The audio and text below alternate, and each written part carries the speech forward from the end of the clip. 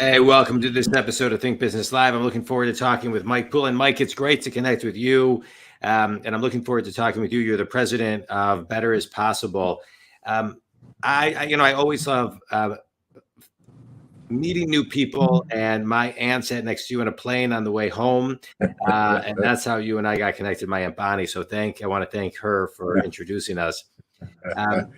Today you're the president of Better is Possible, and and and you really focus on value-based leadership. And as we sit Yes. here today, recording this in the first half of 2022, leadership I think is morphing to something new every single day. And seems to be morphing. I anticipate it morphing through the entire decade. Uh, Mhm. Talk to me about what you're seeing and why. First of all, it's great to be with Yeah. you, Jonathan. We had a chat before. It's great to meet you. Yeah. And yes, we have Aunt Bonnie in common. We have experienced Aunt Yeah. Bonnie. And yes, so yeah, when I think of leadership, I think it's everything. It's an old Maxwell.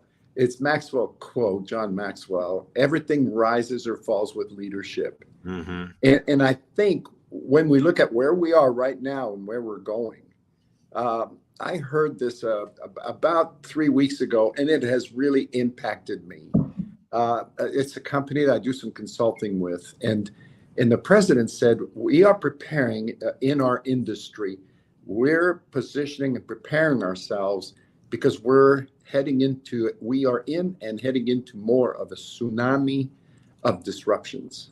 Hmm. And man, when I heard that, because it's not leadership. Right. We're all leaders, and the Right. most difficult thing to do is to lead yourself first. Yeah. But then, if you have people that you're responsible for to lead Yeah. in a tsunami of Yeah. disruptions, that takes it to a whole other level. And I think right now, what we're seeing is almost like you can almost see people that are from an old paradigm to people that are looking, searching, Yeah. paying the price to say what will it look like. What will it look like? Yeah. And there's just a few right now, Yeah. I think, in the world that are actually leading. Yeah. Yeah. Let's talk about this tsunami of disruption. Mhm. Pre-COVID, an article was written, um, and it was basically pointing to the idea that by the year 2030, 85% of the jobs that exist did not exist when this was written in 2020. So really it was articulating the 10 years and how much things will change. 85% of jobs that aren't even invented yet.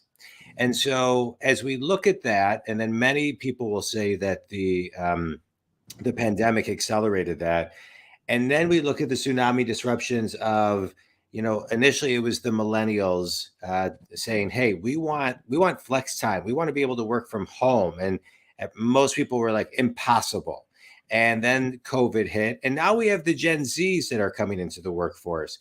Both generations much more heart moving from their hearts, much more in alignment with who they are as individuals.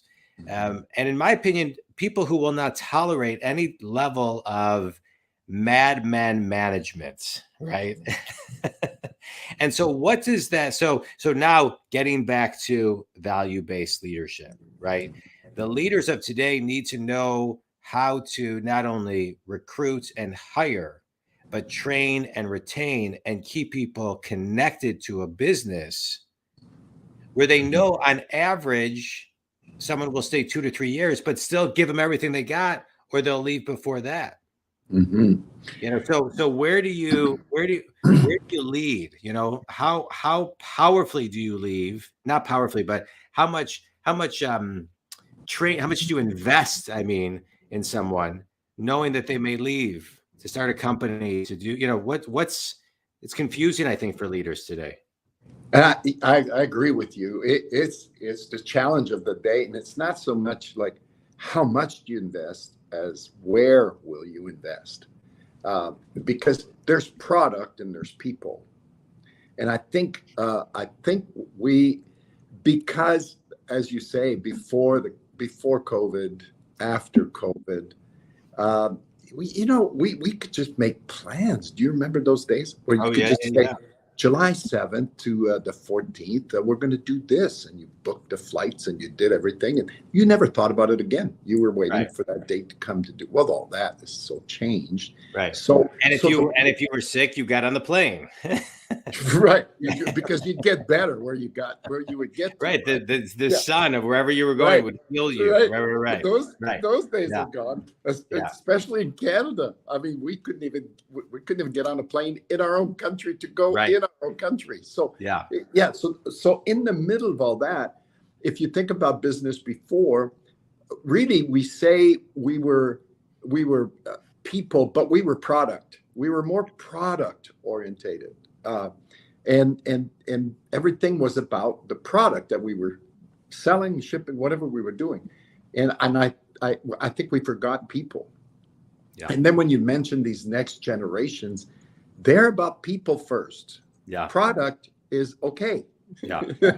But they're about people first. And I think part of the shift for a leader who leads people is to understand the power of their presence and their participation. Mm. Yeah. So well put. Because the demands are still there. Yeah. And so I think, Wait, let's talk on that. Let's yeah, talk on that because I yeah, think you articulated and defined that beautifully. And I think sometimes, um, you know, uh, when you can define something that people are thinking, but they don't know how to define it, that is, I think you put it perfectly, right? So honor their presence and their participation, meaning you have to, if as a leader, you have to invest your time to help someone, to train someone. Their presence is important every day, not when it's convenient. And getting them to participate and encouraging that participation is key too, because when you train that person, they then help the collective. So, can you just kind of talk on that a little bit? yeah. I think understanding the power of your presence and participation it's really about investing in people where they get to know you as the leader. They get to know you. You don't have to spend a lot of time, but it's how you're going to spend that time. Yeah. And the fact that you get close to and that people sense your struggle as well without getting in, but they understand that you not only understand the struggle of moving everything ahead, keeping jobs going, Right. that they're important to you, but they also can feel like your own realignment that you're doing. Yeah. Because if you're a leader, you better be realigning. You better Yeah. be doing some, because I mean, we've got it. It has been a pretty easy ride. But for my generation, I'm 70 years old. It's been a pretty easy ride, Yeah. especially in North America. Just business freedom, and you hired people. They're there. They're doing the job. That's great. Yeah. And people did the job. I remember hearing a few years ago that this guy was being given the old gold watch, for Yeah. 25 years of service or something at the company meeting or banquet or something. And they presented the watch to him, and they said, well, gave him the opportunity to give a few words. Apparently, this is what he said. I don't know if this is just a story or whatever, but it does make a point. Yeah. He said, you had my back and you had my hands, but you never have my heart. Yeah. And I think that as we move, we're facing generations that want to know. They want relationship. Yeah. They just don't want to be caught in some kind of production thing. And that's up to the leader to create. Yeah. Let's talk about that. Let's talk about that. And I agree with you. They want relationships and they want community. And they also want to be part of a community, but also be able to, I think, stand in their own light, right? Stand in their voice. These generations have voices And I think sometimes leaders don't pay attention to their voices. They've got great ideas. They've got great ways of looking at things, sensing things.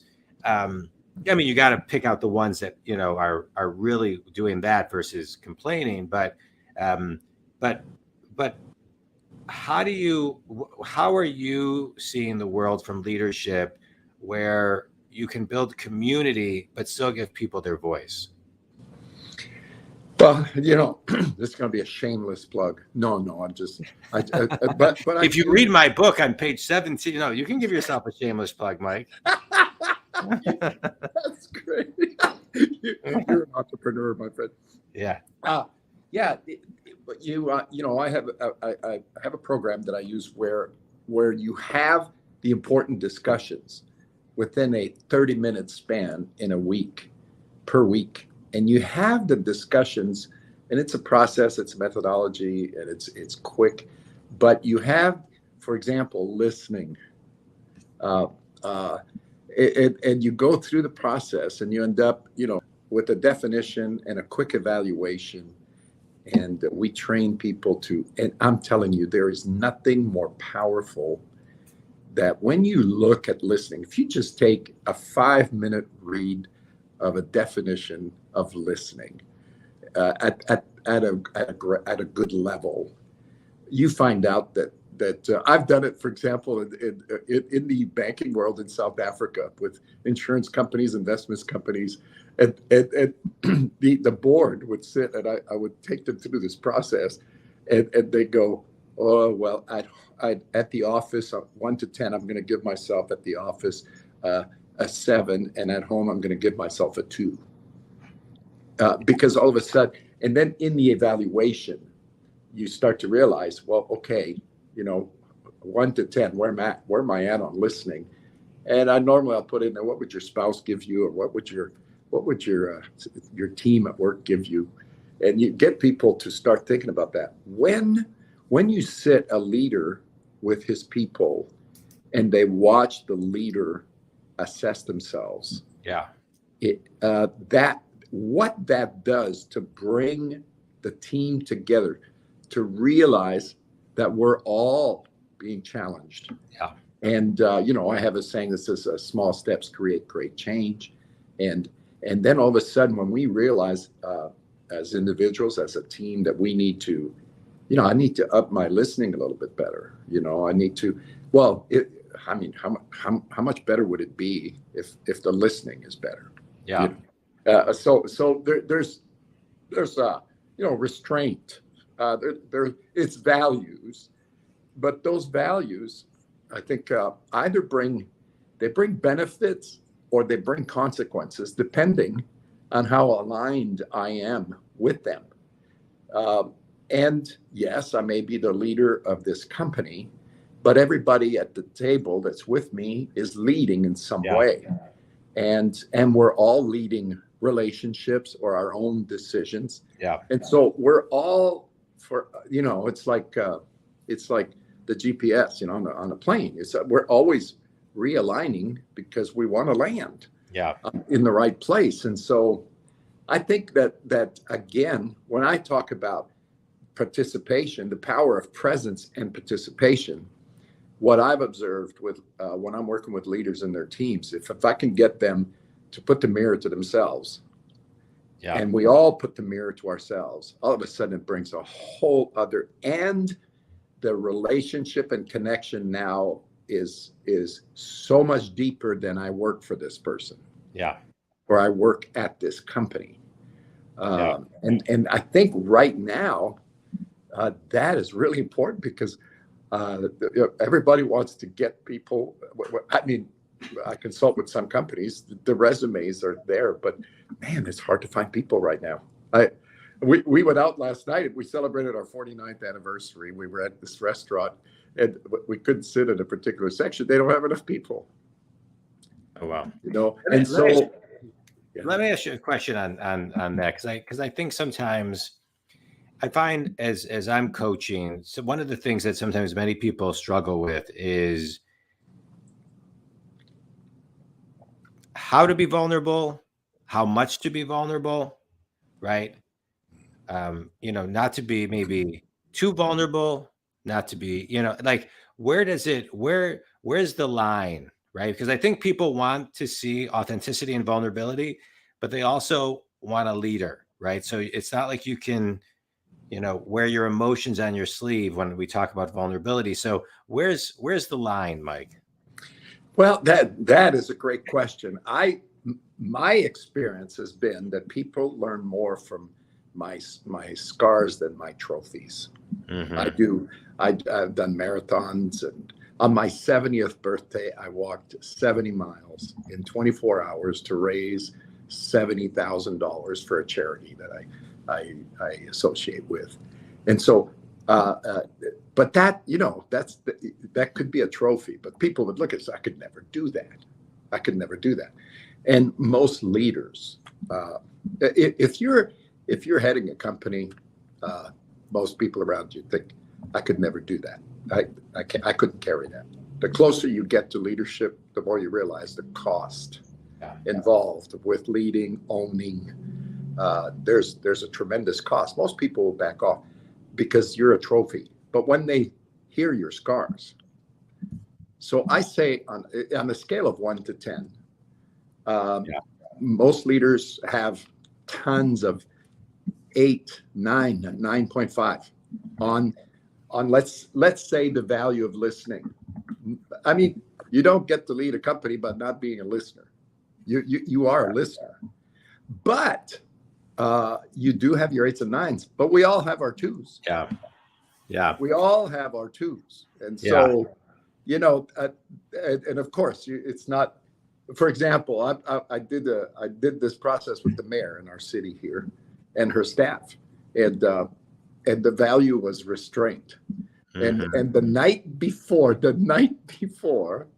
with we have 5 children. They're all married now, but my daughter, who's very much like me, said something, and I was about a 2 in my restraint. You ever just shoot one across the room? Smart comment, you know what I'm saying? And the moment it leaves you, I probably should not have said that, but it's too late. It's landed. Her face had changed, and she quietly got up, and she went to her room, did not slam a door or anything. She acted very nice, but I knew not to go to that door right now. And man, I should have held that one back. I should have had more restraint. That was not a good sleep. Then I get up the next morning. I leave at 6:30 to go to be with the mayor and her staff, and I pull out the value, and it's restraint. And so I gave myself a 2. The reason is I just had this incident last night, and I just shared that, and then you not only evaluate and so on, but you take a step, you take an action. I said my action is going to be that I'm going to text my daughter and ask her, forgive me that comment last night, and that was not good. It's a small step. Well, what that does, when I said, because when I said that story, everyone was open. Everybody knew, oh, okay, this is not just a game. This is not just something we're doing. We're really looking. And so I train facilitators to do that. Yeah. But it's not like I'm going to give out some, you're not going to give out stuff that you could end up in court for. but we all have 2s. We all have 2s going on when it comes to the values at certain times. We all have people in our life that challenge our listening because maybe they're long talkers or whatever, and so, but it's the opportunity that for many leaders, they don't have the opportunity to have a quick discussion on on topics that affect us, all of us, every day. Yeah. And be able to show their own journey in it. I love it. Yeah. I think it's great, Mike. I think it's great. Quick speed round. You ready? Yeah. Favorite book and why? Okay, my favorite book is a Maxwell book. It's the 15 Laws of Personal Growth, and I find that book has challenged me for years because it is a process. Yeah. It's taken me from looking at events versus looking to be in processes. Yeah. Yeah. Yeah. Best piece of wisdom you've ever received? Forgive. Amen. Yeah. You know, yeah. I, I, I'm a pretty better as possible. I'm, Yeah. I'm a pretty hopeful person. Yeah. And forgiveness has helped me a lot. Yeah. I agree. I agree. Yeah. Finish the sentence. One thing that everyone can do to become a better leader is Celebrate the people around you. Yeah. I love it. With thanks for coming in today. Yeah. Appreciate all you do.